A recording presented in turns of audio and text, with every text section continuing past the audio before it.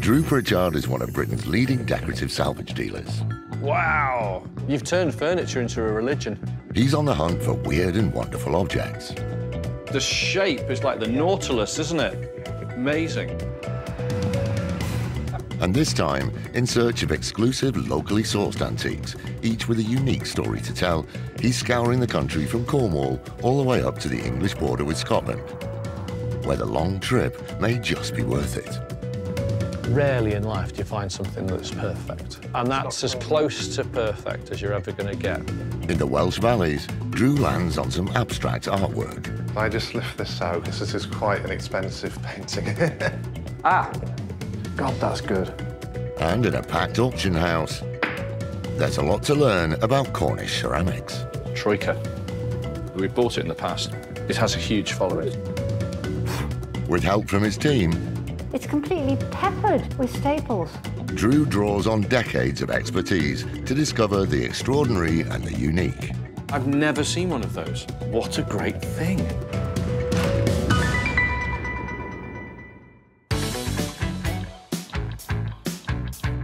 Drew travels home and abroad to unearth special pieces rich with provenance, sourced from local homes and dealers.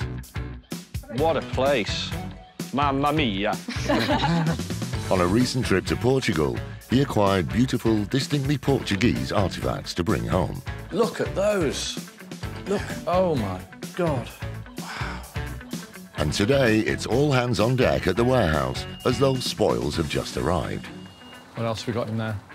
Oh, that's a big one. That's a big one, yes. Today, everything arrives from Portugal. Big day. I had completely forgotten just how much we'd bought. It's just really, really exciting. Really exciting. The last time I saw it, it was in glorious sunshine for minutes at a time. So all that work, all of that time, all of that travel, all of that expenditure comes down to this right now. Wow. Look at the depth of the carving, the relief on that. One of the buys of my career so far. I'm just about to go into my 30th year of being a self-employed antique dealer. And it's a good way to kick it off. Realistically, to clean every piece, catalogue, photograph, mount, market, a year. That's a realistic time. I'm blown away. I am absolutely blown away. It's so good. It's better than I thought.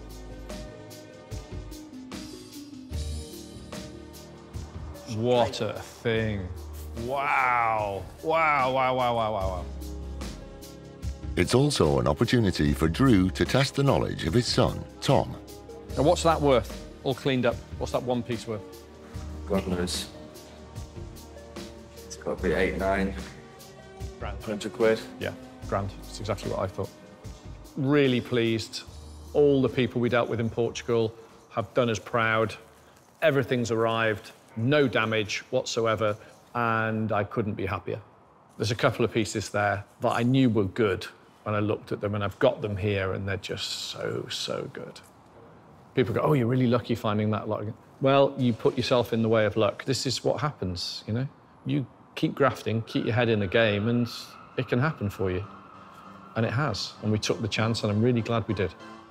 Foreign trips are a fantastic way to source homegrown pieces rarely seen in the UK. And on home turf, Drew's just as eager to lay his hands on more locally made items that celebrate the area they come from. Today, the boys are off to meet 2 independent dealers working side by side in the Cumbrian countryside, 150 miles northeast. We're in, well, near Penrith, as you can see, we're in the middle of the country. We're off to see Ian Mickey and Ian Hoffman. And both are dealers, predominantly in country furniture. They've got a barn they share. We don't go to many barns these days, do we? Oh, I love a barn. Miss barns. Yeah. A gateway to the lakes and the North Pennines, the ancient parish of Penrith, just 40 miles from the Scottish border, has been frequently invaded since Roman times. In 945 AD, Malcolm I of Scotland was granted the county after defeating the last king of Cumbria. Despite the area coming back under English rule, Penrith saw countless more devastating raids by the Scots, prompting the building of Penrith Castle at the end of the 14th century to defend the border. Today, on a nearby estate, two 18th century barns boast an impressive private collection of locally sourced furniture, stocked by dealers and friends Ian Mickey and Ian Hoffman. I've been dealing about 15 years. I'm very much into furniture, especially country furniture, just those unique, special pieces. I'm a restorer, an ex-dealer, really, and I started off restoring when I was a student, actually, so going back 40, 50 years. I think it's fantastic that Drew's coming. Really excited about it. Just hope there's something that he likes. I think there will be, but we'll see. Ian. Drew, hi. How are you doing? Nice to meet you. All right, T. How are you doing? Right. Love this. Oh, Is this yours? Yeah, it's one of mine. Just One? How many have you What do you mean one? What Well, else have we got? a couple of other things, but yeah. Don't tell me we're not buying any cars today. Right. Yeah, come on in. Come and have a look. Yeah. Yeah. What have you got? A bit of all sorts. Well, there's a couple of things I can see straight away that I like the look of. It's these. Oh, yeah. Tell me about these then. Right. Cock pen chairs, Scottish. The one you've just picked up's a proper Georgian one, 18th century. Very particular to Scotland. The direction of the timber, the light chamfer to there, the way that the legs join into the frame, type of timber used, everything really. Where'd you get it from? I bought it in Scotland. Did you? Yeah, it was a lucky day. Today we're near Penrith and we're on a beautiful old Cumbrian farm. And straight away, two chairs, but one of them's a bit special. It's fantastic. It's everything I want right now. Beautiful scale, incredibly original. And then Ian Hoffman says Scottish. Scotland is 40 miles north from where we are. Now that starts to go, hang on, yes, I've seen some of these before. Rarely in life do you find something that's perfect. And that's as close to perfect as you're ever going to get. Should we get the other one out? Yeah, have a have a better look. look at that one. Yeah, let's get this one.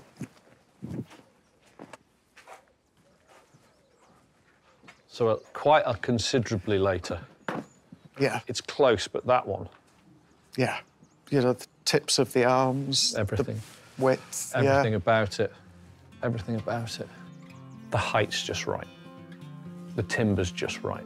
The scale to die for. It's just, I just adore it. I love things like this. This George III period dining chair, dating to the 1760s, was sourced just 50 miles away in Dumfries and Galloway. Crafted in the style of the famous Scottish cabinet maker and joiner Alexander Peter, it has been heavily influenced by the British fascination with East Asia in the 17th and 18th centuries, with diamond lozenged backs and cluster columned legs strongly evoking the coveted Chinese bamboo furniture of the era. After some sympathetic restoration work, it could be worth around £1,200. Do you know what I'm doing? Yeah. Appreciating it. Yeah, it's something you don't see very often. I'm not doing a lot for my bargaining power, am I? No. You're not talking it down much. Tell you what, look after us on something else, and I'll give you £8.50 for it. Great, thank you. What a thing. Thank you. What a thing. Yeah, I'm glad you like it. Kiss that. I get such a buzz from buying things that are honest. These opportunities don't come about every day. So when you see something that good, buy it.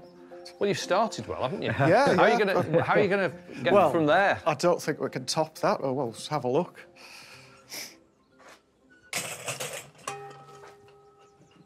Look at that. I know. Isn't that great? I think that's, yeah, 1930s, I'd guess. It's a great look. Shawl. Yeah, English made. Spin around from the chair, something completely different over there, and it's a chrome-plated, floor-standing, wheeled heat lamp. It's a nice one, this is great.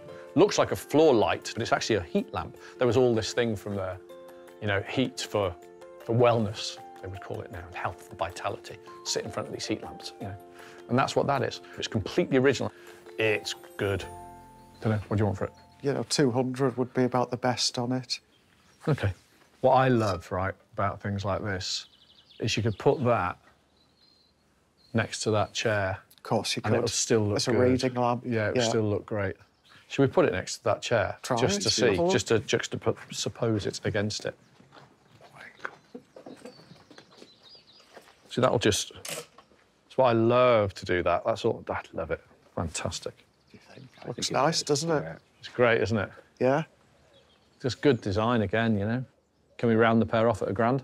Yeah. Yeah? Yeah. OK. Do that. Cheers. Thank you. Good design works together.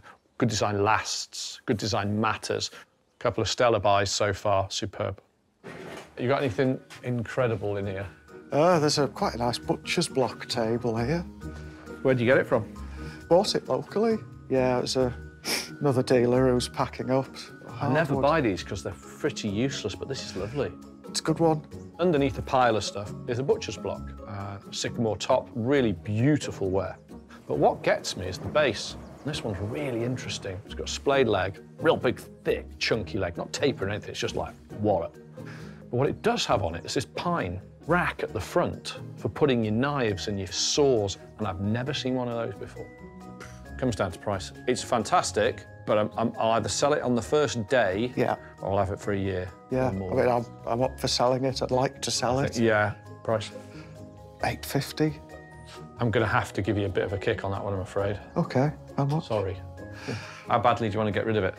600 quid bad? I'd need a bit more. 7? Yeah, go on. Sure? OK. OK. Thank you very much. Cheers. Marvellous. It had to be very buyable because I might have it forever. But I think the colour and the scale, the originality and that splayed base will sell it.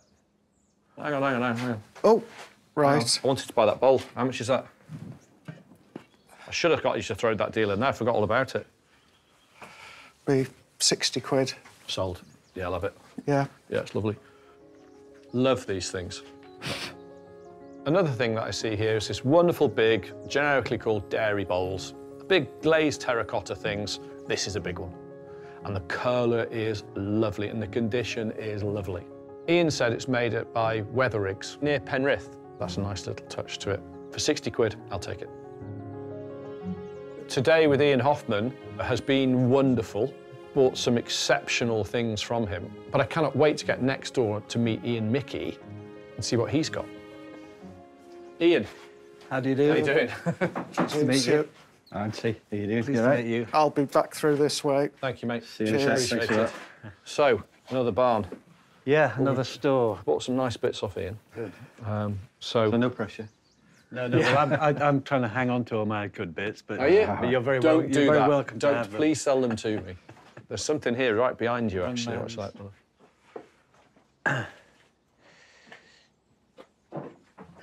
Like that. Yes, it's a sweetie, that, isn't it? Used to be a bowling ball that they've carved out of the side of it. It's a mainly elm, but great colour. Where'd you get that from? Funnily enough, that came from up near the borders, Scottish borders. Scottish borders, we keep hearing that. But you wonder where it's come from originally, because you wouldn't normally associate that with the Scottish borders. No. You'd associate it with sort of Leinster or somewhere down south. What are you asking for that? 175. OK. So you're a country furniture specialist then, are you? I am really, yeah, that's my love. So how long have you been doing this then? I started restoring when I was a student in 1972. I was 2. Well, Looking at all of Ian's stock, it's a studied, nuanced, intelligent, time-served dealer we're dealing with here. It's somebody who knows what they're looking at, and that's immediately obvious as well. Tell me about this. well, that's an English fruitwood dresser. I haven't seen one as good as that in so long that I couldn't resist going along to an auction and buying that. Where's it from? Well, I bought that in Cumbria.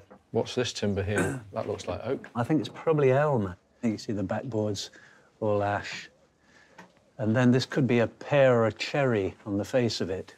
So it's mixed fruit woods. A mixed fruitwood, yeah. As soon as I see it, I'm like, look at the colour, look at the timbers, look at the scale, look how original it is. It's really beautiful, and I want it. And I'm just a bit concerned about how much it's going to cost me. What's it worth? I mean, I'm selling it for $13.50. Things like this used to be well into the thousands, didn't they? Well, it's the honesty that I like. I love stuff that's not been messed with too much. Crafted in the 1760s, this handsome example of an English mixed fruitwood dresser, sourced in the local area, features scrolled brackets in a country idiom above a boarded base and is topped with an intricate moulded cornice. A rare survivor of the period, and in just the right condition, it could fetch around £2,200.